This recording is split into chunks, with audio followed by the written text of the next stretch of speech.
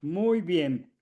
Esta noche vamos a compartir una enseñanza muy especial de la Escritura que espero sea muy educativa para nosotros. Les quiero animar a abrir nuestras Biblias en la casa en Números capítulo 25. Números capítulo 25 y vamos a leer del verso 10 en adelante. Eh, Independiente de que ustedes busquen sus Biblias en la casa, yo tengo la escritura aquí en la pantalla que nos ayuda a los que no la tengamos por alguna razón física con nosotros. Voy a leer solamente 17, 18 versos de este capítulo. Este capítulo, esta porción se llama Pinjas. En castellano la han traducido como Finés. No entiendo por qué ese cambio de nombre, porque el nombre hebreo es Pinjas. Y empieza aquí. Entonces Achén habló a Moche diciendo, Pinjas ben Eleazar, hijo de Aarón, sacerdote, perdón, el sacerdote, ha desviado mi furor de sobre los hijos de Israel al mostrar su celo por mí.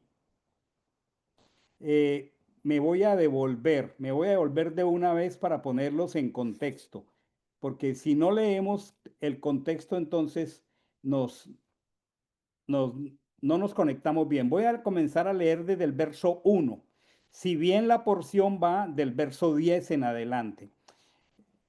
Voy a volver a leer.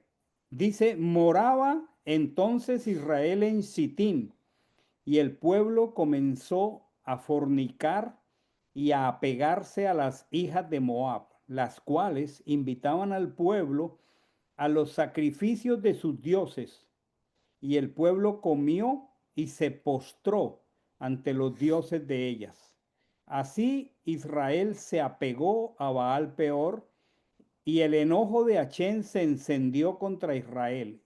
Y dijo Achén a Moisés, prende a todos los jefes del pueblo y hazlos ahorcar delante de Achén a pleno sol, y el ardor del enojo de Achén se apartará de Israel. Entonces Moche dijo a los jueces de Israel, que cada uno mate a los hombres que se han apegado a Baal Peor. Y mientras ellos lloraban a la entrada del santuario de reunión, he aquí un varón de los hijos de Israel venía trayendo a una midianita a vista de Moisés y de toda la asamblea de los hijos de Israel. Viéndolo Pinjas ben Eleazar, hijo del sacerdote Aarón, se levantó de en medio de la asamblea y tomando una lanza en su mano, fue tras el israelita a la tienda y los atravesó a ambos por su vientre, al varón de Israel y a la mujer. Y enseguida se detuvo la plaga sobre los hijos de Israel. Pero en aquella mortandad murieron 24,000. Entonces Adonai habló a Moche diciendo, Pinjas ben Eleazar, hijo de Aarón el sacerdote, ha desviado mi furor de sobre los hijos de Israel al mostrar su celo por mí en medio de ellos, por lo cual yo no he consumido en mi celo a los hijos de Israel. Por tanto, anuncia, he aquí yo establezco un pacto de paz con él, que constituirá para él y su descendencia después de él el pacto del sacerdocio perpetuo, recompensa por haberse mostrado celoso por su Dios y haber hecho expiación por los hijos de Israel. Y el nombre del israelita muerto, que fue muerto con la midianita, era Simri, Ben Shalú, príncipe de una familia de la tribu de Shimeón. Y el nombre de la midianita era Cosbi, hija de Shur, jefe de una tribu, padre de una familia en Midian. Entonces Achén habló a Moché diciendo: atacad a los midianitas y destruidlos, pues ellos son vuestros enemigos por los ardides con que os engañaron en el asunto de Peor y en el asunto de Cosbi, hija del jefe de Midian, su hermana, que fue muerta el día de la plaga por el asunto de Peor. Esta porción que ya dije se llama Pinjas, es temáticamente continuación de la porción que revisamos hace una semana que se llama Balac y donde vimos la estrategia maléfica de Balac ante el temor que le generaba el avance triunfal de Israel hacia la tierra prometida.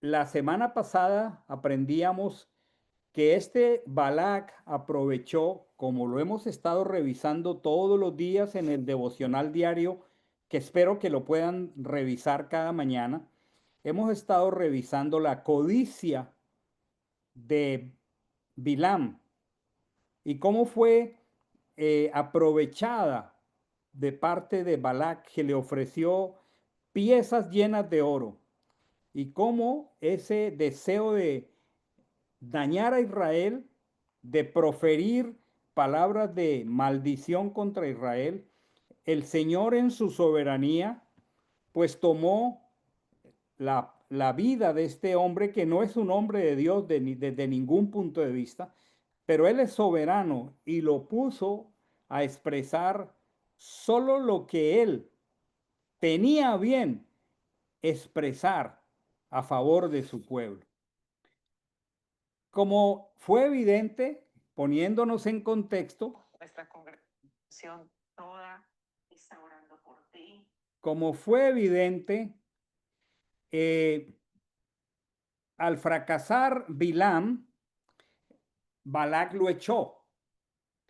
Y allí aparentemente termina la porción o el evento mejor. Pero no termina allí, porque es evidente, como lo vamos a ver aquí, que este hombre en su maldad tenía un segundo plan. El primero estaba en el ámbito de la hechicería. El primero estaba en el ámbito de conjurar a Israel para maldecirlo. Y como no funcionó, entonces en el tiempo indicado, este hombre aconsejó a Moab con una segunda fase del plan. Es la que estamos viendo aquí. Y comienza aquí diciendo: moraba entonces Israel en Sittim, y el pueblo comenzó a adulterar y a apegarse a las hijas de Moab, las cuales invitaban al pueblo a los sacrificios de sus dioses, y el pueblo comió y se postró ante los dioses de ellas. Hay varios elementos aquí que vale la pena que revisemos, que son muy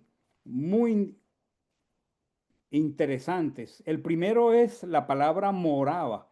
En otras palabras, Israel estaba asentado, porque moraba en un lugar llamado Sittim. Y este lugar Sittim es muy llamativo y establece un contraste muy fuerte, porque Sittim, si pudiéramos verlo aquí en este mapa, esta es la península de Sinaí, este es Egipto, a donde está mi cursor. Recordemos que por 40 años Israel había dado vueltas aquí en esta península, pero ahora, al final de estos 40 años y habiendo recorrido todo este territorio, este es el mar, no, este es el mar Salado, perdón, aquí. y más arriba está el mar de Galilea, mírenlo acá arriba. O sea que estaban técnicamente en el año 40, muy cercano al año 40, y habían recorrido, este es Midian, de aquí vino Yitro, y este es Moab. Balac era rey de Moab. Y Moab se alió políticamente con Midian y otros reyes para tratar de contener este avance muy poderoso de Israel. Y aquí está Sitín, aquí enfrente está Jericó. Recordemos que Israel va a entrar a la tierra prometida, que es toda esta que estoy recorriendo con mi cursor, va a entrar por Jericó. O sea que habían recorrido 40 años, habían tenido tremendas victorias aquí y claro, iban a entrar en posesión de la tierra. Pero por alguna razón muy clara, el Evangelio dice, el que cree estar firme, mire que no caiga. En lenguaje coloquial en mi país hay un dicho que dice, en la puerta del horno se quema el pan. Y esta es una expresión muy gráfica, muy popular de lo que ocurrió con Israel. Moab, entonces, al ver la victoria de Israel, está lleno de temor y usa a Balac para maldecir a Israel y al fracasar, eh, Avilán. a Bilam. Mm. Al fracasar, se separan aparentemente. Y entonces el verso comienza diciendo que Israel moraba en Sitim. Esta palabra Sitim tiene una connotación en el hebreo de acacia. ¿Y cuál es la connotación de acacia? Que la acacia es, entre otras, una madera muy fina con la cual se construyen los muebles del santuario. Mm. Imagínense en esto. Vamos a ver aquí un contraste muy fuerte, porque Israel moraba en Sitín, moraba en Acacia, si lo fuéramos a decir en términos más entendibles para nosotros. Moraba en un lugar que era figurativo de la santidad, porque los muebles del santuario se hicieron de madera de acacia.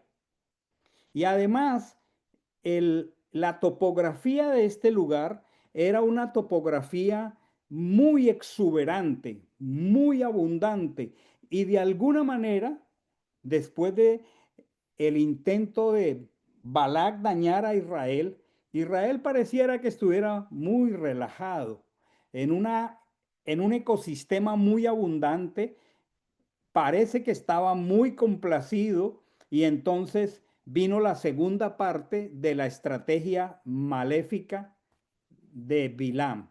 ¿Cuál fue? Dice, el pueblo comenzó a adulterar, ¿sí? Y a apegarse a las hijas de Moab. Las hijas de Moab, por supuesto, si todos recordamos, Moab es un pueblo producto del incesto de Lot con sus hijas, Moab y Amón. Y por ende, por tener ese origen espiritual tan oscuro, pues desafortunadamente estaban bajo tremenda oscuridad. Y ellas usaron sus ardides carnales y la escritura dice que el pueblo comenzó a adulterar y a apegarse a las hijas de Moab. Y el resultado, en primer lugar, hubo una desobediencia, porque los juramentos del Señor nos indican no adulterarás. Pero aparte de esa desobediencia, una gran cantidad de los líderes de Israel se apegaron a las hijas de Moab. ¿Cuál fue la estrategia? Que al apegarse a ellas carnalmente, éstas invitaban al pueblo a los sacrificios de sus dioses.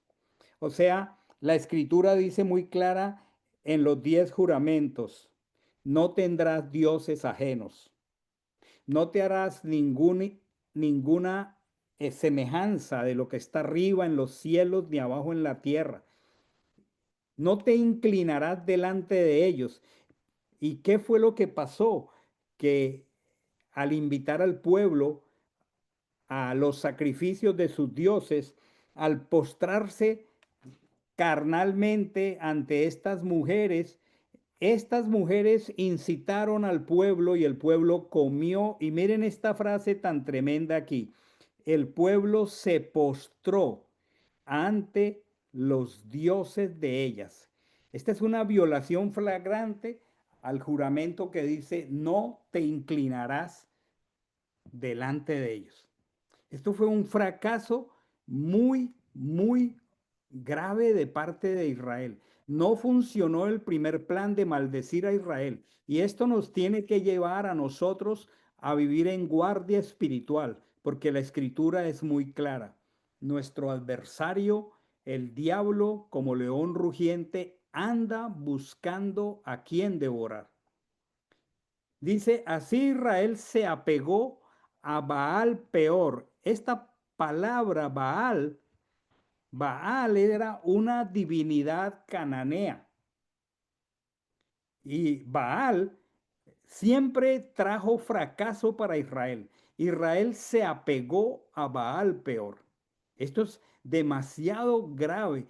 Miren cómo va ligada la hechicería con la promiscuidad y la idolatría. Cuando nosotros venimos de caminar sin el Señor hasta que Él en su bondad nos encuentra, nosotros tenemos que ser en un proceso libres de tres cosas muy fuertes: la idolatría, la promiscuidad sexual, ¿sí? Y la hechicería. ¿Y qué pasó con Israel? Se apegó.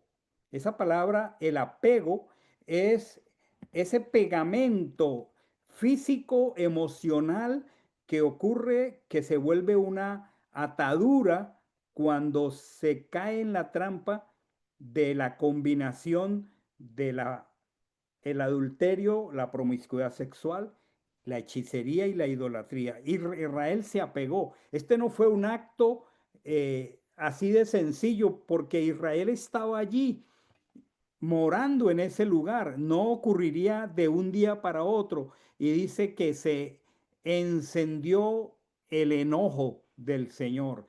Y entonces vino el juicio de parte del Señor.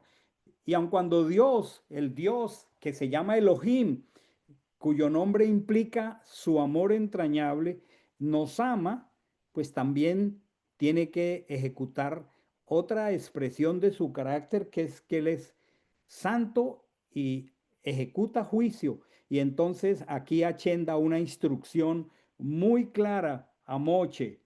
Y entonces la instrucción es que cada uno mate a los hombres que se han apegado a Baal peor.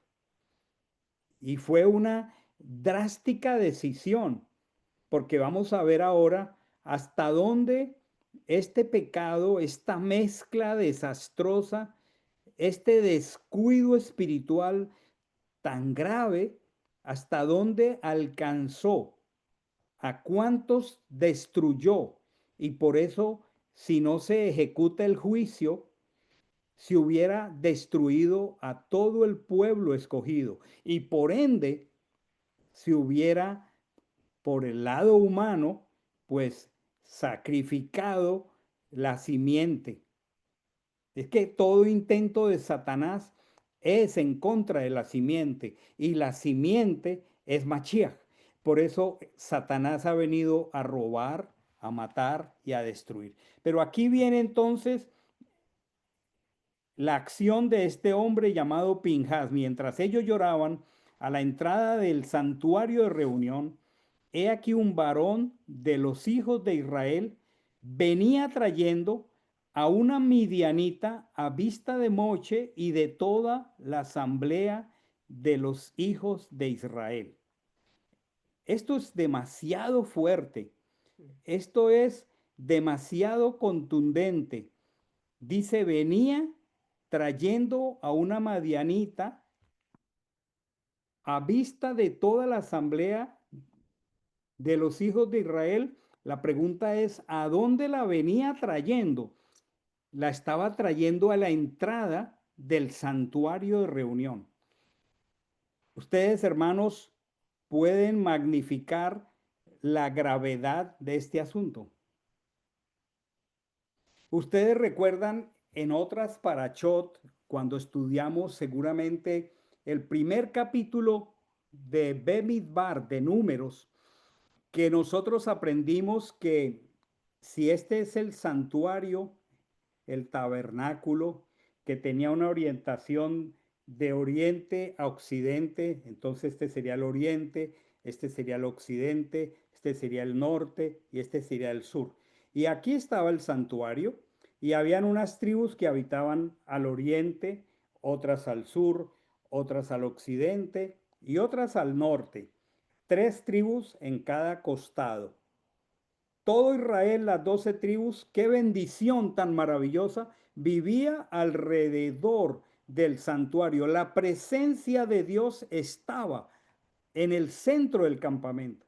Y aparte de eso, las cuatro casas levíticas fueron distribuidas al norte, al sur, al occidente y al oriente, que estaba la puerta, estaba Moisés, Aarón y sus hijos. Ahora, pensemos en lo siguiente. ¿Cómo tú te imaginas alrededor del santuario ubicados aproximadamente 3 millones de personas? Tratemos de visualizar la geografía, la superficie para ubicar en tiendas de campaña a 3 millones de personas alrededor. Ahora, estamos diciendo que donde quiera que Israel llegaba, Israel armaba las tiendas de campaña después de armar el santuario. Pero este pecado implica que el involucrado del cual estoy leyendo aquí, vuelvo al texto acá, dice aquí, este varón dice, de los hijos de Israel, venía trayendo a una madianita a vista de Moisés y de toda la asamblea de los hijos de Israel. A ver, pongamos la siguiente lógica aquí. Vuelvo acá a mi tabernáculo. Si este es el santuario y las tribus están ubicadas así y aquí estaba la puerta principal, imaginemos tribu por tribu, 12 tribus, la geografía para ubicar a 3 millones de personas y la prioridad era ubicar alrededor a Israel. 3 millones de personas alrededor de un lugar que no era demasiado grande. Y los extranjeros entonces estaban en los límites, en los bordes, en las fronteras de donde quiera que estuviera este campamento. Como les mostré ahora en el mapa, acá, como les mostré aquí en el mapa, pues aquí está Midian. Y Israel está aquí en Sitín. Y este hombre trajo a esta mujer desde acá. Y no solamente la trajo desde acá, desde el exterior del campamento, sino que la trajo al lugar donde estaba instalado el santuario, y la escritura, por el texto que estamos leyendo, dice, venía trayendo a una midianita. Y para que diga a vista de Moche, es porque ya había llegado a donde estaba el santuario y a vista de toda la asamblea. Ustedes se imaginan la turbación espiritual que esto generaba. Entonces aquí es donde surge este hombre que se llama Pinjas. Viéndolo Pinjas, hijo de Eleazar, el cual era hijo del sacerdote Aarón, o sea, Eleazar era el padre de Pinjas, Pinjas era nieto de Aarón y era un jovencito, se levantó de en medio de la asamblea y tomando una lanza en su mano, fue tras el israelita a la tienda y dice, y los atravesó a ambos por su vientre, al varón de Israel y a la mujer. Y miren esta frase, hermanos, y enseguida se detuvo la plaga sobre los hijos de Israel. Hermanos, pero en aquella mortandad murieron 24,000 personas. Ahora, cuando dice 24,000, está hablando de 24,000 líderes. Miren el alcance de este pecado. Y este hombre llamado Pinjas, el Señor dice, cuando empieza la porción hoy, entonces Achén habló a Moche diciendo, verso 11, Pinjas, Ben Eleazar, hijo de Aarón, el sacerdote, miren esta frase, ha desviado mi furor, lo ha desviado de sobre los hijos de Israel al mostrar su celo por mí en medio de ellos, por lo cual yo no he consumido en mi celo a los hijos de Israel. Por tanto, anuncia, he aquí, yo establezco un pacto de paz con él, que constituirá para él y su descendencia después de él el pacto del sacerdocio. Bueno, aquí usa la palabra perpetuo. Esta palabra significa hasta un tiempo que Dios conoce, no es perpetuo. El tiempo que Dios conocía era el tiempo en que Él mismo se parara aquí como sumo sacerdote en el cuerpo del sumo sacerdote Yehoshua.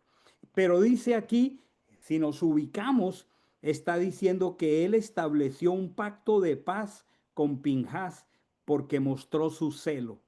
Y ese pacto de paz que el Señor estableció constituiría para Él y su descendencia después de él un pacto de tiempo en la mente de Dios. Pues imagínense, estamos en el desierto, Israel no ha entrado, estamos aproximadamente 1200 años antes del Mesías. Quiere decir que esta casa sacerdotal de Pinjas recibió un pacto hasta que el Mashiach viniera, por haberse mostrado celoso por su Dios y haber hecho reconciliación por los hijos de Israel. En estos días, en todos los niveles de nuestros encuentros discipulares con los hermanos, casi todos estamos hablando acerca de los procesos de arrepentimiento. Y siempre al hablar de los procesos de arrepentimiento, entendemos el aspecto legal que conlleva el pecado, porque nosotros hemos sido reconciliados. Ese hecho es un hecho legal establecido, pero la escritura dice que el adversario como león rugiente anda buscando a quien devorar. ¿Y qué hace él? Él maneja unas estrategias. Primero trabaja con la tentación. Israel sucumbió aquí ante la tentación. Y Satanás usa la carne y usa el mundo para que nosotros bajemos la guardia. Pero una vez que nosotros bajemos la guardia, entonces él cambia de perfil y deja de ser el tentador y se convierte en el acusador. Pero delante de quién él acusa. Anoche revisábamos esto con Anderson y Marina. Él es el acusador de los hermanos que los acusa ante el trono de Dios de día y de noche. El acusador es el fiscal y Adonai Achén es el juez. Entonces, si el acusador trae tremenda acusación, ¿qué tiene que hacer el juez? Ejecutar justicia. Porque si no se ejecuta justicia, entonces el acusador tiene el poder de dañar a los escogidos. Y por esa razón, Pinjas, con un celo espiritual muy alto, se levanta, un jovencito, muy joven, y ejecuta este acto que lo llama, mostró Dios mismo exalta la acción de Pinjas. Y Dios dice, él desvió mi enojo, mi juicio, al mostrar su celo por mí. He aquí entonces una palabra muy importante que define el carácter de Dios. Y el carácter de Dios se define como celoso. Quisiera, si ustedes me acompañan y todos los que están allí, activen sus micrófonos, y yo quisiera que miráramos algunos textos que yo tengo aquí seleccionados para que miremos en la escritura cuántas referencias hay en la escritura acerca del carácter celoso de Dios. Voy a repartir varios textos. Lo que quiero saber es si están en la posibilidad y disposición de leerlos. Por ejemplo, ¿qué pasa si le pido a Hilda que leas Éxodo 25? ¿Podrías hacerlo? Y a Harold Martínez Sí. que lea Éxodo. Entonces, comienzo conforme voy nombrando. Éxodo 25. Sí, cuando yo le diga, hermano. Ajá, ok. Harold, Éxodo 34:14. Si está Giancarlo, Deuteronomio 4:24. Y si está Margerlis, Deuteronomio 5:9. Solamente confírmenme. Está bien, pastor. ¿Puedes? Está bien. Fabuloso. Y Grace, por favor, Deuteronomio 6:15. ¿Podría repetirlo, por favor? Claro que sí. Comienzo con Hilda, Éxodo 25, paso con Harold, Éxodo 34:14, continúo con Giancarlo, Deuteronomio 4:24 y Mayerlis, Deuteronomio 5:9 y Grace, Deuteronomio 6:15. Vamos a hacer una pausa allí. Ahora sí, cuando yo los llame, tienen su texto listo. Vamos con Hilda, Éxodo 25. Dice, no te inclinarás a ellas ni las honrarás, porque yo soy Hashem tu Dios, fuerte, celoso, que visito la maldad de los padres sobre los hijos hasta la tercera y cuarta generación de los que me aborrecen. Tremendo, ¿ah? Y Sí. allí está el mandamiento y que define su carácter y está diciendo que visita la maldad. Allí Achén tenía que visitar esta maldad. Ok, vamos con el siguiente que es Harold en Éxodo 34:14. Este es Dios, Elohim, definiendo su propio carácter. Y dice, he aquí no te posternarás a ídolo extraño, porque el Eterno celoso es su nombre. Dios celoso es. ¿Cómo se define el Señor allí, Harold? Como un Dios celoso, un Dios... sí, Muy bien. celoso. Y Giancarlo, Deuteronomio 5:9. Perdón. Era 4:24. 4, sí. Dice, porque Elohim tu Dios es fuego consumidor, Dios celoso. Porque Elohim, tu Dios, es fuego consumidor. ¿Cómo se define?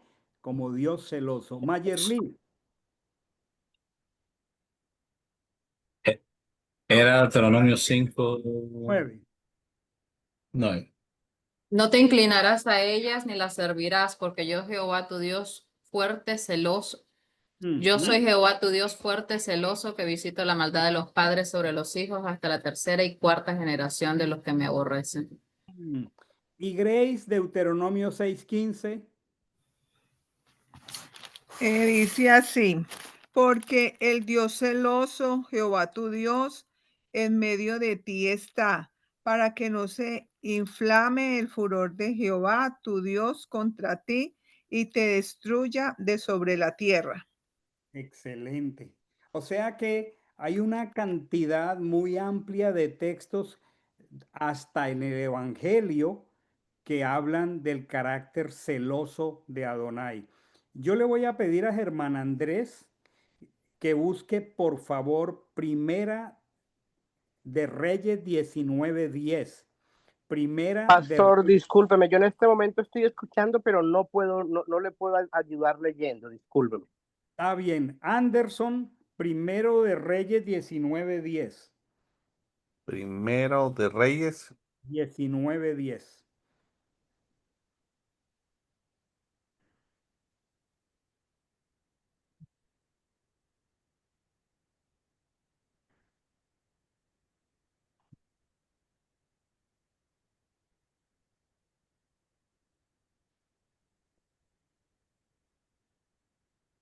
Mientras Anderson encuentra el texto, yo sé que muchos leemos distintas versiones de la escritura, en castellano, por supuesto, y en muchas de ellas dice Jehová.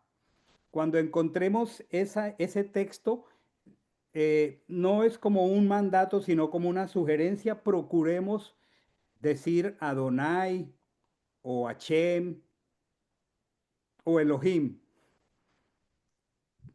solamente para que poco a poco pues afirmemos enseñanzas que en otros momentos hemos dado acerca del Yod Hei Bab Hei en hebreo, solamente como una anotación. Espero que con esto Anderson haya encontrado Primera de Reyes 19:10.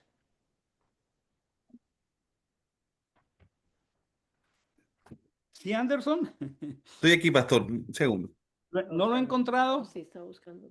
No, señor. Bueno, entonces, mientras Anderson lo encuentra, en Segunda de Corintios 11:2, el apóstol Pablo le dice a los corintios que os he desposado con un solo esposo. Y por eso les dice, por eso os celo con el celo de Elohim. ¿Por qué? Porque la relación de nosotros como el pueblo del Señor es una relación matrimonial en donde el adulterio es causa de divorcio. Y por eso el apóstol Pablo le está diciendo a los corintios que me temo que así como la serpiente con su astucia engañó a Eva, vuestros sentidos sean de alguna manera extraviados de la sincera fidelidad a Adonai. ¿Y qué fue lo que ocurrió aquí? Los sentidos físicos de 24,000 líderes israelitas fueron extraviados de la sincera fidelidad a Elohim. Y como Él es un Dios santo y por ende celoso, entonces hubo un juicio terrible. Primera de Reyes 19:10. Andercito, ¿estamos listos?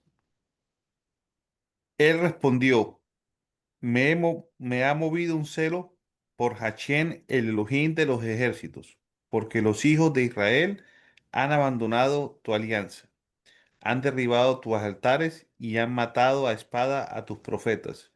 Yo Uy, solo he quedado y me buscan para quitarme la vida. ¿cómo se expresa ante tres acciones de ese momento, producidas nada menos que por Jezabel? ¿Cómo se expresa el carácter del profeta Elías en ese punto, Anderson, según la lectura que acabas de hacer? ¿Qué ocurrió cuando él vio tres maldades que estaba haciendo el pueblo de Israel en la época de Acab y Jezabel? Por celo, ¿Puedes volver a leer el texto? me ha movido un celo por Hachén, el Elohim de los ejércitos. Me ha movido un celo. ¿Qué fue lo que movió a Pinjas? Un Un celo. celo. ¿Y qué es aquí el celo? Es porque los hijos de Israel, ¿qué habían hecho en el caso de Elías?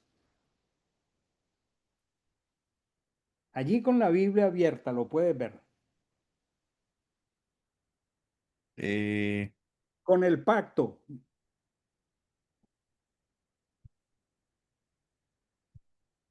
¿Cerró la Biblia? No, no, señor, estoy leyendo en el siguiente versículo. Él dijo, sal fuera y ponte de pie en el monte delante de Hachén. Verso 10, Primero de Reyes 19.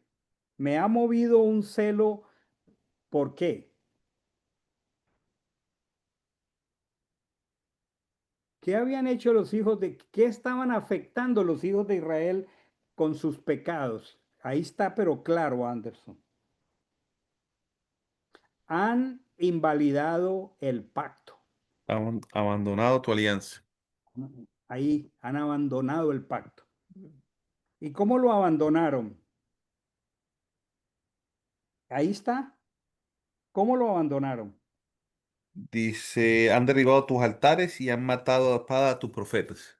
Imagínate, o sea, al dejar arruinar el altar, perdimos la comunión con Dios. Y cuando perdemos la comunión con Dios, entonces resultamos siendo absolutamente injustos, matamos a los profetas.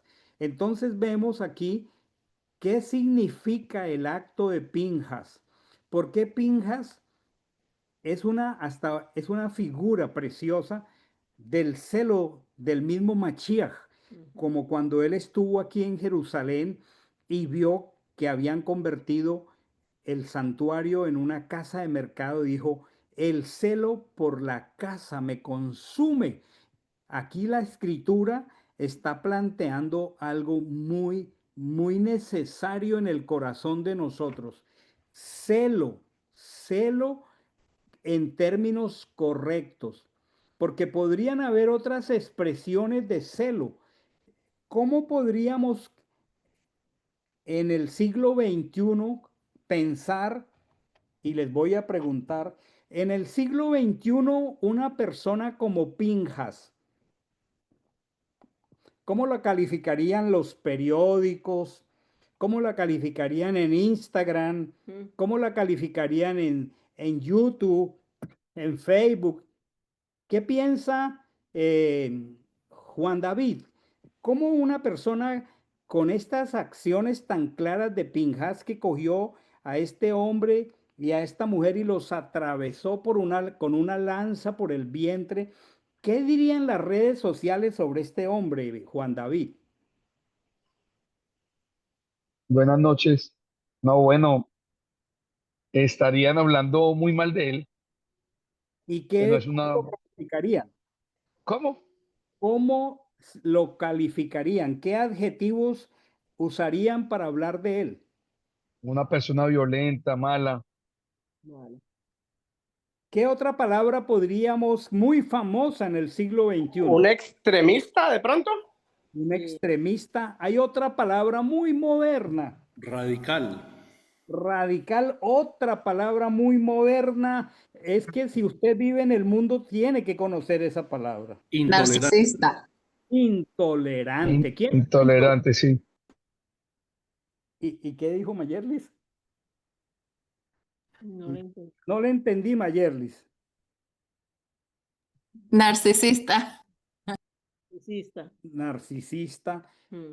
Miren qué tremendo. Él para el siglo XXI sería un intolerante. Intolerante. ¿Sí? Pero qué hermoso es el calificativo que le da el Señor. Y aquí es muy interesante porque a nosotros nos preocupa mucho qué digan las personas de nosotros cuando nos toca ser radicales. Pero nos importa tanto la opinión del Señor. Él dice, Él ha desviado mi enojo de sobre los hijos de Israel porque Él ha mostrado su celo por mí. Él mostró su celo. A donde Él no haga eso, entonces el juicio continúa, la mortandad continúa. Y aquí dice, por tanto anuncia, he aquí, yo establezco un pacto de paz con Él que constituirá para Él y su descendencia después de Él pacto del sacerdocio hasta tiempo determinado, recompensa por haberse mostrado celoso por su Dios y haber hecho expiación por los hijos de Israel. Vamos a seguir aquí. Yo creo que él hubiera sido tildado de asesino y ido a la cárcel hoy en día. No, pues imagínate, iría a la cárcel, sería un asesino, mejor dicho, le darían pena de muerte, Por lo ¿cierto? menos, sí. Entonces dice aquí, y el nombre del israelita muerto, vamos a ver cuál fue la estrategia. ¿Cuál fue la estrategia? El nombre del israelito muerto, que fue muerto con la madianita, era Simri ben Shalú, aquí dice príncipe de una familia de la tribu de Shimeón. ¿Alguien recuerda la palabra que estuvimos revisando desde el castellano que denota príncipe aquí en la cultura occidental? ¿Cuál es en el sentido hebreo? ¿Quién se acuerda? Servidor. Un servidor. No, no tan exacto como servidor. Hay una palabra que inclusive es una expresión de la obra de Machiac en el madero en Isaías 53. Es el que carga, ¿no? El cargador. Sí. Esa es Hilda, muy bien. A cambio de príncipe, la palabra es cargador. O sea, lo que habíamos enseñado es que príncipe en la cultura occidental lo que denota es una persona más bien llena de privilegios, pero Derechos. acá es una persona que tiene una carga que representa delante de el pueblo a Adonai. O sea que este era un cargador, este era un líder. Y dice, esto hace muy grave el asunto. Y el nombre de la midianita muerta era Cosbi. Leamos aquí, estoy en el verso 15. Cosbi, hija de Shur, jefe de una tribu, padre de una familia en Midian. O sea, ¿cómo llamaríamos esta situación entre una persona, un cargador de Israel, que cae en esta maldad, pero no cayó en esta maldad con cualquier mujer? Es que Cosbi era hija de Shur, quien era jefe de una tribu, padre de una familia en Midian. ¿Qué pasó aquí? Esto se mezcló los asuntos espirituales, vamos a llamarlos religiosos, con asuntos políticos. Esta es una mezcla muy peligrosa de asunto religioso con asunto político. ¿Qué pasó con el líder? ¿Qué pasó con Simri? ¿Cómo cayó en esta trampa y cayó en tanta pérdida de temor de Elohim? Bueno, esta alianza con esta mujer no fue muy sencilla porque era una alianza que podría terminar en una mezcla entre Israel y los midianitas para que Israel perdiera su identidad, para que Israel diluyera el sabor que debe tener un hijo de Dios. Por eso el Evangelio dice que nosotros somos la sal de la tierra, pero que si la sal pierde su sabor, entonces ya no sirve para detener la corrupción. Si este evento no se juzga, entonces Israel habría terminado en una alianza político-religiosa con una nación como los midianitas. Entonces, aquí está el valor de la instrucción del Señor. Entonces Achén habló a Moche diciendo, atacad a los midianitas y destruidlos. Dice, pues ellos son vuestros enemigos. Este es un tema muy complejo para muchos creyentes. Este es un asunto muy delicado y muy difícil, porque es que nos cuesta trabajo ver en el no creyente el potencial que hay para dañarnos a los creyentes, para extraviarnos de la fidelidad.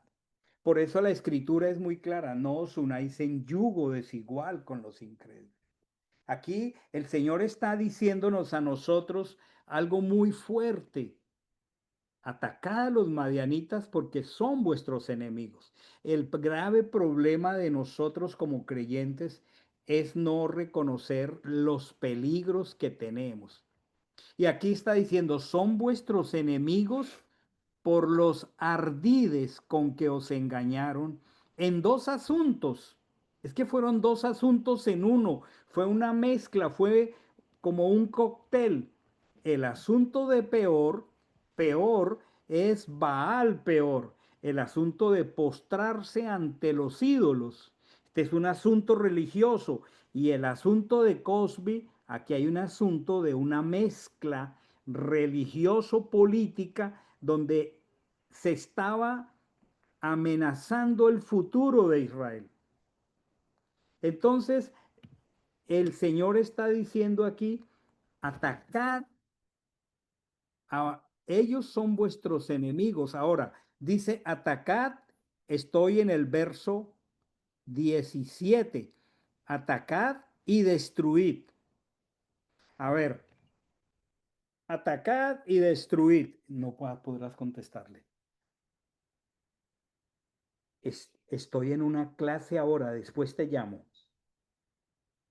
Atacad y destruid. Bueno, por supuesto que en el siglo XXI nosotros no vamos a salir a atacar y a destruir, pero la pregunta que yo haría, y vuelvo y pido que activemos los micrófonos, entonces, ¿cuál sería la aplicación práctica? Porque no vamos a atacar ni a destruir, pero entonces la pregunta es, ¿qué sí podemos hacer con las personas que tienen todo el potencial de hacer lo que hizo Midian en contra de Israel? ¿Quién quisiera opinar? No vamos a matar, no vamos a destruir, pero al menos cuál debiera ser nuestra posición.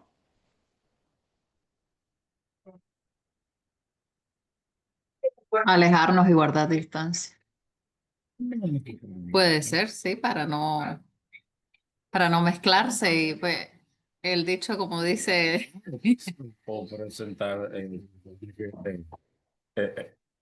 ¿cómo se llama? Expandir la palabra. Mira. bueno, yo me apartaría. ¿Usted qué? Yo me apartaría.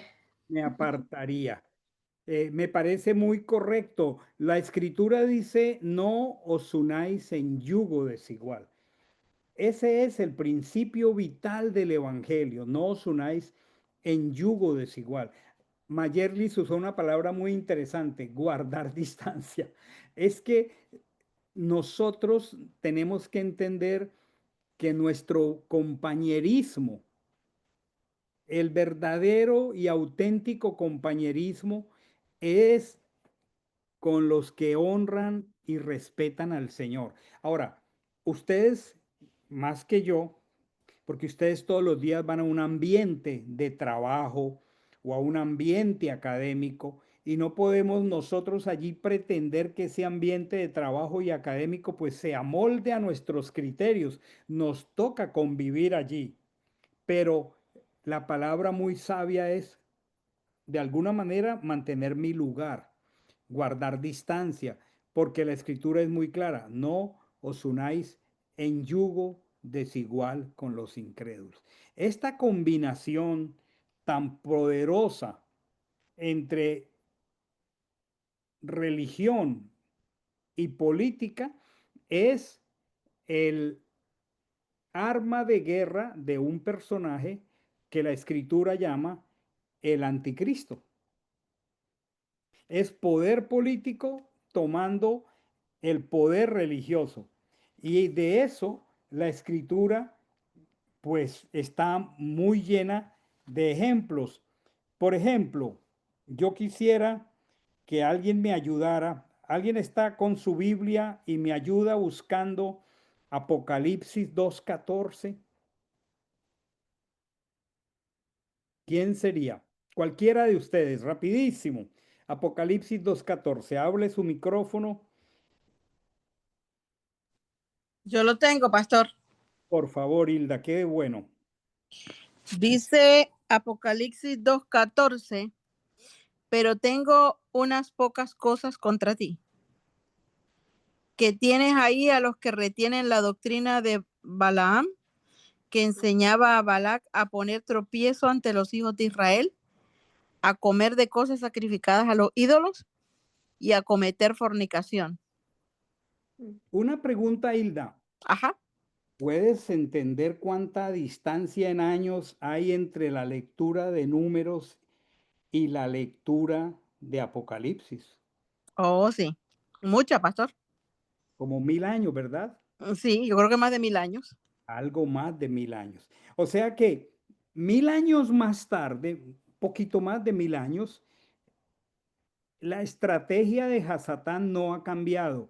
Y hoy, 3000 años más tarde, tampoco ha cambiado. Y en esta exhortación del Señor a la congregación de Pérgamo, en el Asia Menor, Él le está diciendo a esta iglesia, tengo unas pocas cosas contra ti. ¿Qué tal que tuviera muchas? Pero no era suficiente que tuviera muchas. ¿Puedes volver a leer el texto, querida Hilda? Sí, dice, pero tengo unas pocas cosas contra ti, que tienes ahí a los que retienen la doctrina de Balaam, que enseñaba a Balac a poner tropiezo entre los hijos de Israel, a comer de las cosas sacrificadas a los ídolos y a cometer fornicación.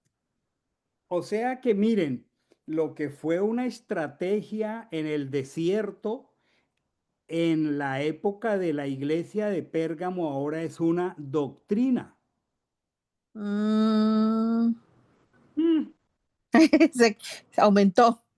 O sea que esa estrategia se logró injertar en una congregación del primer siglo y ya tenían a varios dentro de esa congregación que retenían la doctrina de Bilam, que enseñaba a los hijos de Israel a comer de lo sacrificado a los ídolos. La doctrina de Bilam es una estrategia de seducción espiritual desde adentro.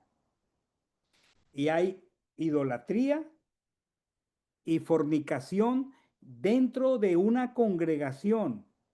Y el Señor le está diciendo que si no se arrepiente va a quitar el candelero de esta iglesia. Yehoshua amenaza venir con la espada de su boca. ¿Por qué? Porque él no puede soportar. Desafortunadamente estamos viviendo en un periodo de tiempo muy delicado como creyentes, porque nosotros necesitamos entender que antes de la venida del Señor, a la iglesia, antes de la venida del Señor, la va a sacudir unos vientos de apostasía. Voy a buscar un texto y lo vamos a leer, pero antes quisiera preguntar a todos los que están aquí, ¿qué entienden ustedes por apostasía? Cualquiera de ustedes, ¿qué entiende por apostasía mientras yo busco un texto? Abandonar la fe. Abandonar la fe. ¿Quién dijo eso? Iván. El mismo. Iván. Gracias, Iván. Vuélvalo a repetir la definición, Iván Darío. Abandonar la fe. Iván Darío, ya que tú diste la definición, ¿cuál sería tu concepto de la iglesia moderna, tú que tienes más de 20 años como creyente? ¿Tú piensas que la iglesia moderna está en la educación del Señor o que en un proceso la iglesia está apostatando de la fidelidad y de la educación del Señor?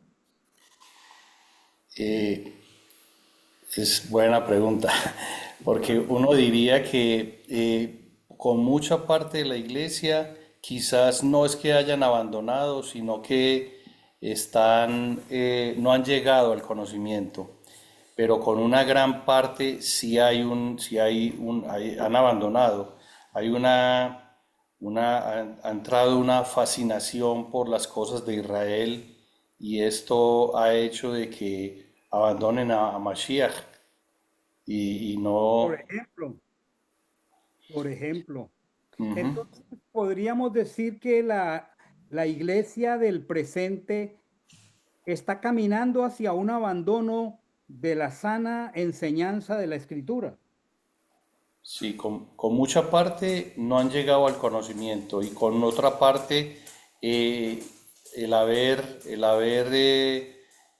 haberse dejado deslumbrar, digamos, con esta nueva manera novedosa de ver la escritura, han abandonado pues la identidad de Mashiach. Entonces lo han hecho un profeta, un maestro, verdadero Dios y verdadero hombre, y en ese sentido sí han apostatado. Gracias, Iván. Amanda, ¿qué querías decir? Yo pienso que otro punto en el que ha entrado la apostasía a la iglesia actualmente es en los falsos profetas, los llamados profetas modernos. Entonces, el sentido de profecía no es lo que hoy tristemente se ve en muchos ambientes religiosos, porque son crear, ¿cómo se dice? Como vaticinios. El profeta es un vaticinador, una persona que declara, que reprende, y eso está totalmente lejos de lo que realmente la escritura nos enseña de lo que es un profeta. Entonces ahí estamos viendo asuntos de apostasía, porque hoy en día la profecía y los profetas modernos adivinándole a alguien con quién se va a casar, que una cantidad de cosas halagüeñas, allí se ha entrado en un punto muy delicado de apostasía. Como dice la Escritura en el Evangelio, el apóstol Pablo está hablando que llegará un tiempo en que la sana doctrina sufrirá, ¿sí? Y ese es un camino hacia la apostasía. Y Vamos a... añadiendo a lo que dice Amanda, hay muchos entre ellos que ellos se consideran que tienen fe. Sí. Ellos se consideran que están bien. Y de la manera que ellos leen, interpretan la palabra, ellos están correctos. Sí. Y no lo están. Bueno. O sea que es bien complicado, pero ya estamos viviendo ya ese tiempo de la falsa enseñanza. Totalmente de acuerdo, pastor, pero eso no sería como una desviación para intereses propios en vez de abandonar la fe. No sería como una desviación, porque ellos siempre van a hablar de una fe, pero de una fe de ellos. De ellos, de prosperidad, exacto. Sí. A mí me llama mucho la atención de un título que yo vi a esta paracha, y solo dice dos palabras: lucro, y dice lucro, y la otra palabra es concupiscencia. O sea, son como los dos elementos claves en los que esta paracha nos instruye. Y lucro, el asunto de Bilán era, si Dinero. tú me das, entonces por lucro, eso fue impresionante la distorsión que él dio. Y la concupiscencia, pues lo estamos viendo hoy, ese nivel de De inmoralidad. hielo que estamos viviendo hoy, tristemente. Vamos a leer este texto y vamos luego a tener una interacción muy interesante para orar. Estoy en el libro segundo de Tesalonicenses, segunda epístola de Pablo a Tesalonicenses, capítulo 2, verso 1 en adelante. Dice aquí: pero con respecto a la venida de nuestro Señor Yehoshua y nuestra reunión con él, os instamos, hermanos, a que no os dejéis perturbar fácilmente en vuestro modo de pensar, ni os alarméis, ni por espíritu, ni por palabra, ni por epístola, como si fuera nuestra, en el sentido, perdón, que el día del Señor ha llegado. Esto era en el primer siglo. Nadie os engañe.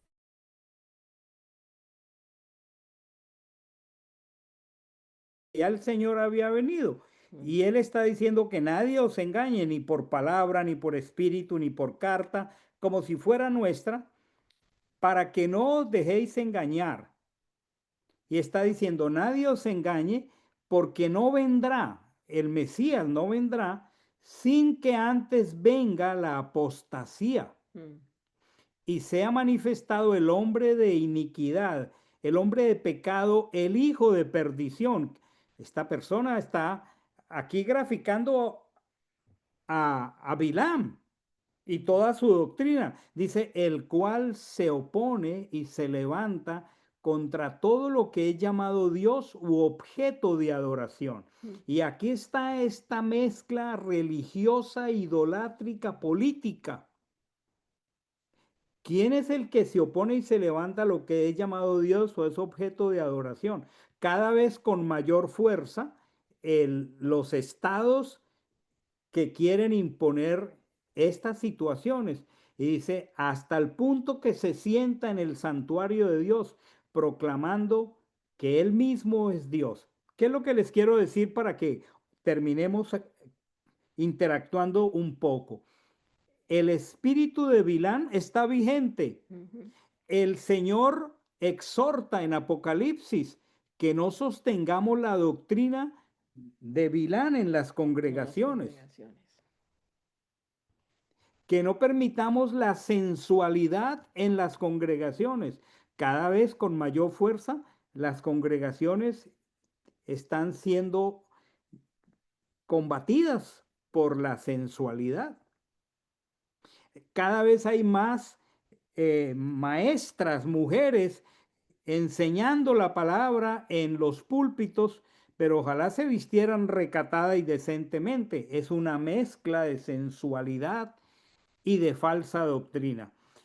Esta paracha nos deja tremendas enseñanzas.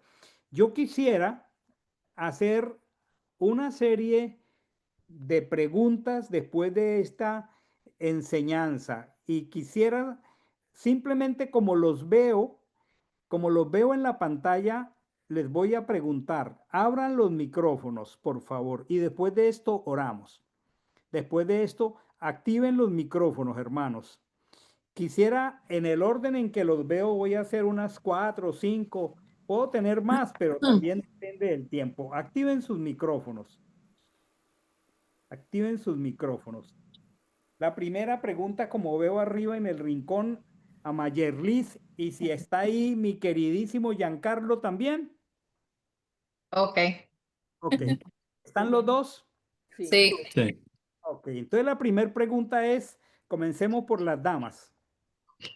¿Cuál es la diferencia entre el celo humano y el celo santo que tuvo Pinjas?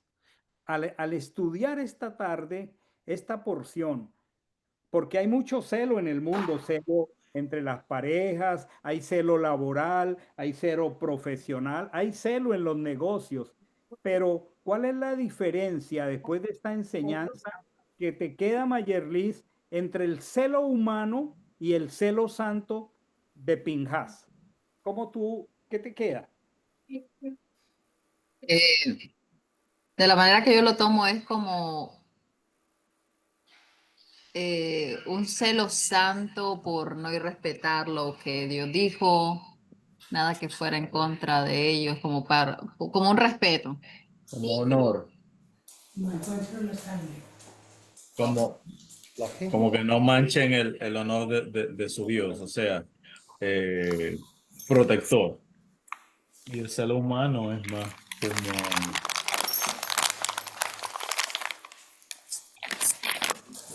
Sí. Algo así. Y Bueno, el humano es más como, bueno, en muchos casos puede ser envidia, depende de qué tipo de celo, ¿no? Como, Es más profundo, o sea, va más a lo espiritual, a lo que lo material. muy bien, matrimonio Burgos. Ahora la tía que está ahí a la derechita. Hilda, ¿cómo podemos discernir, en el caso tuyo, cómo puedes discernir cuando el celo es verdaderamente por Hachén y no un celo por nosotros mismos, en tu experiencia personal? ¿Cómo o en el mundo en que te mueves, puedes discernir si una persona está expresando un celo santo o un celo por sus propias cosas? ¿Y cómo podrías establecer la diferencia? Ahí me quedé pensando. Es que en realidad, cuando uno va a juzgar, no juzgar, o va a tomar en cuenta eso, pastor, es en base al conocimiento de la palabra, ¿no? A las ordenanzas. Tener un celo por guardar la palabra o no sé, como yo lo veo. Fuiste muy sencilla, pero muy contundente. El verdadero celo está guiado por la escritura. No está guiado por el interés personal, por el orgullo, por el egoísmo. El verdadero celo está guiado por la escritura. Ahora le pregunto. Yo pienso, tomándome el atrevimiento de agregarle algo a lo que dice Silda, que el celo humano está regido por las emociones. Y el celo divino está, lo que acabas de decir tú, Hilda, está regido por lo que dice la palabra. Así. Porque el otro celo es como las emociones de uno, ¿no? Para celar o... Muy bien. Muy bien. ¿El iPhone 3 quién es? Yo, Tejani. Tejani. Otra pregunta que nos ayuda a mirar, ¿en qué área de nuestra vida espiritual hemos dejado de tener celo por la santidad de Hachem? Cuando tú miras en general las congregaciones, ¿en qué áreas de nuestra vida espiritual hemos dejado de exhibir celo por la santidad como creyentes? Pero como pastor, ¿en una congregación o En el mundo en personalmente? general donde se mueven los creyentes. O personalmente. O personalmente. Bueno, en el mundo general, o sea. No en el mundo personal, porque es que no estamos hablando del mundo, estamos hablando Exacto, del mundo en que nosotros nos movemos. El mundo, bueno, pero yo en lo personal, por lo regular, cuando me he movido de una congregación, por celo a lo que dice la palabra. O sea, si no estoy de acuerdo con lo que allí están diciendo, predicando, con lo que la palabra me muestra, entonces mi celo por la palabra me hace moverme de lugar. muy aplicable, muy aplicable. Esta es una pregunta, a ver, para Anderson. Anderson. Sí, señor. Entendiendo el tema de Baal Peor, ¿qué formas modernas pueden estar siendo usadas para seducir al pueblo de Dios hoy? ¿Qué pasó allá en el desierto y cuáles son las formas modernas hoy como el pueblo está siendo seducido hoy, según tu evaluación, tu pensamiento? Pastor, mucho alejamiento de los mandamientos, pero sobre todo muy práctico, mucho libertinaje en la iglesia. Te hago otra pregunta. ¿Tú piensas que en términos generales, como creyentes, estamos siendo como creyentes? Estoy en la Iglesia Universal en Miami, en Sebring, estamos tolerando alianzas impuras en nuestra vida, amistades, costumbres, ideologías. Claro que sí, pastor. Por ejemplo, Pastor, para mí el tema más delicado que se ve todos los días es el homosexualismo, la aceptación del homosexualismo, homosexuales, miembros de iglesias cristianas casadas por pastores. Me wow. parece la cosa más común hoy en día. Eh, Me acuerdo cuando mi hijo fue a Boston, tenía, no sé, estaba en high school, 17 años, y con tan solo 18 años, una de las cosas que más me impresionó o le impactó a él, eh, llegar y decir, papi, tú nunca vas a Boston. Mm. Muy bonita, la arquitectura, todo, pero tú no vas a soportar ver iglesias cristianas con la bandera del arco iris. Y tenía 17 años, Cristo, yo creo. Pues era 11, sí, más o menos como 17 años, 18 años. Muy bien, Anderson. Entonces, una última pregunta porque el tiempo se agotó. Esta pregunta es para Harold. Entonces, si hay apostasía, Harold. Claro que sí, pastor. Hay apostasía y depende de nosotros no tenerla en nuestro corazón. Mm. Para terminar, una pregunta para Iván. Sí, pastor. ¿Cómo tú definirías, Iván Darío, una vida de un creyente de camino a Sion que muestra las marcas? ¿Cómo es una persona de la congregación? ¿Cómo debiera ser una persona nuestra que muestra el celo por lo justo y lo fiel?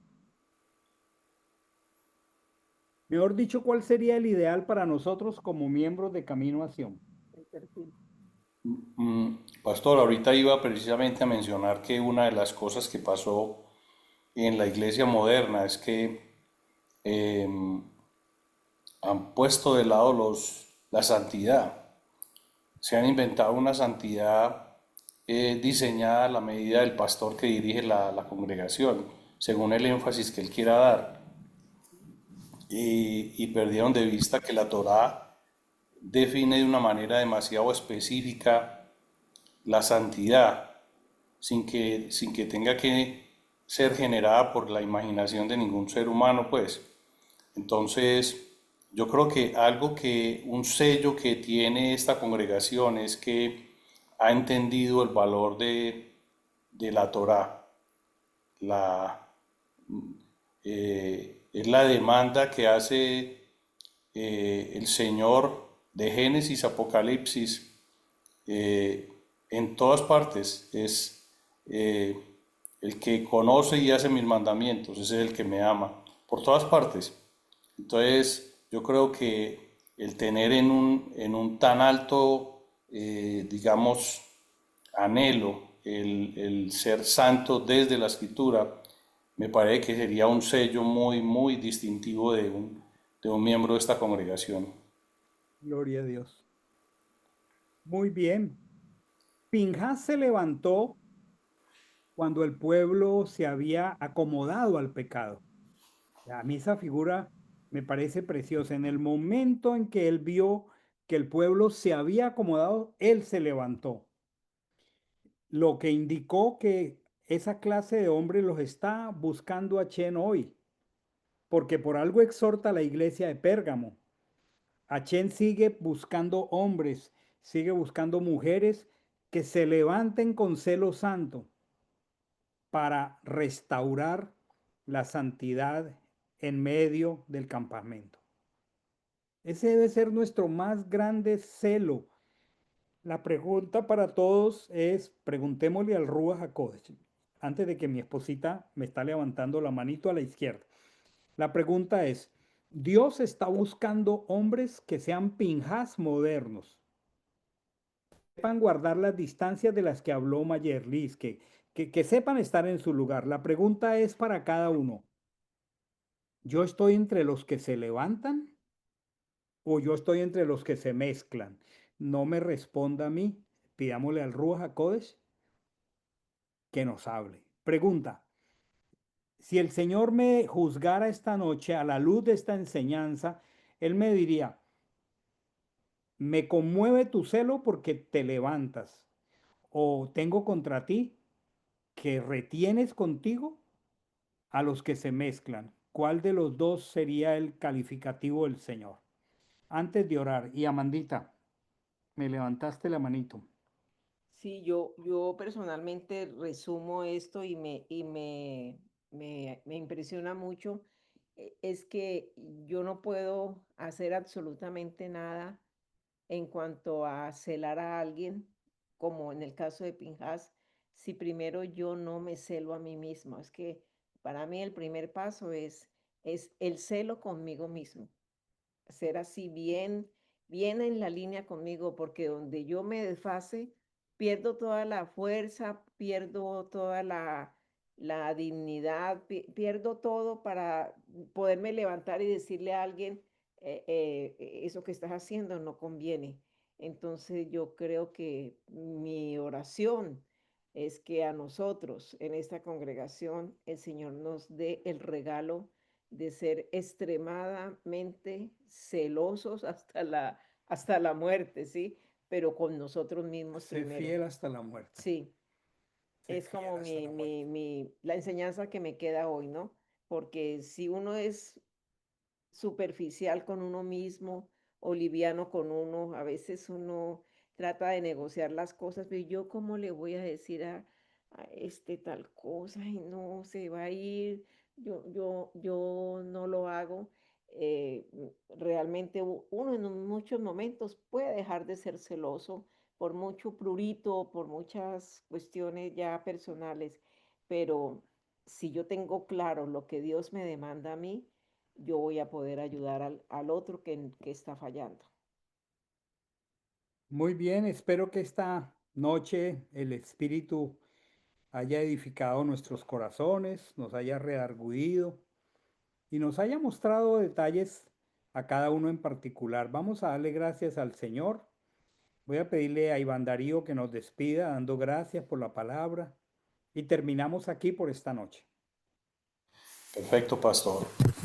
Padre de los cielos, Señor, te damos tantas gracias, Dios Todopoderoso, por la manera como nos has guiado. Gracias por la disposición del pastor de poder preparar estos estudios en la manera en que lo hace, tan práctico, tan aplicable al día de hoy, tan didáctico, Señor. Enseñanzas tan profundas, pero tan vigentes, bendito Dios. Te pido, Padre de los cielos, Señor, que estos principios calen profundo en los corazones de cada uno de nosotros, que podamos ser verdaderamente como fue tu idea desde el principio, que podamos ser luz en medio de la oscuridad, que podamos ser esa sal, oh Señor, que da sabor y que previene corrupción. Te pedimos, Señor, que nos des un profundo descanso, que nos permitas reposar esta noche, Señor, recobrar fuerzas y seguir disfrutando de este maravilloso Shabbat, de este día que es tu idea maravillosa de que podamos tener el privilegio de vivir un día como un día de la eternidad, en donde tú serás el centro, en donde todo lo temporal se pone a un lado, Padre Santo. Te damos gracias y te bendecimos y bendecimos nuestras vidas y nuestras familias, cada miembro de nuestras casas, usando tu nombre santo, Hashem, Yehoshua HaMashiach. Amén y amén. Amén y amén. Nos vemos mañana 5 de la tarde para el cierre de Shabbat. A los hermanos de Miami les dejo saber o les dejamos saber que Amandita y yo viajaremos el domingo temprano, no tan temprano, y que vamos a estar por semana y media en Miami, así que será la oportunidad para que nos veamos, para que tomemos un cafecito, para que conversemos, para que hagamos inclusive las citas de procesos de arrepentimiento presencial, porque eso es parte de nuestro propósito. Estamos distantes, pero muy cerca. Estamos distantes, pero cerca. Entonces, estamos muy expectantes con mi esposita de llegar el domingo y comenzar a contactarles. Amandita se pone de acuerdo con ustedes para ver cuál día y a qué horas y en dónde nos encontramos, incluyendo ver a Christopher. Sí, dale un abrazo. Y darle un abrazo. ¿Cómo están todos? Ok, Buenas noches. ok, buenas noches. Nos Bueno, vemos buenas mañana noches. por la tarde. Bendiciones. Que descansen. Que descansen. Un abrazo para Igualmente. todos. Un abrazo, Visita presencial a Anderson. Nueva York. Igualmente, bendiciones. Hasta luego. Buenas noches. Dios bendiga. Mañana. Buenas noches.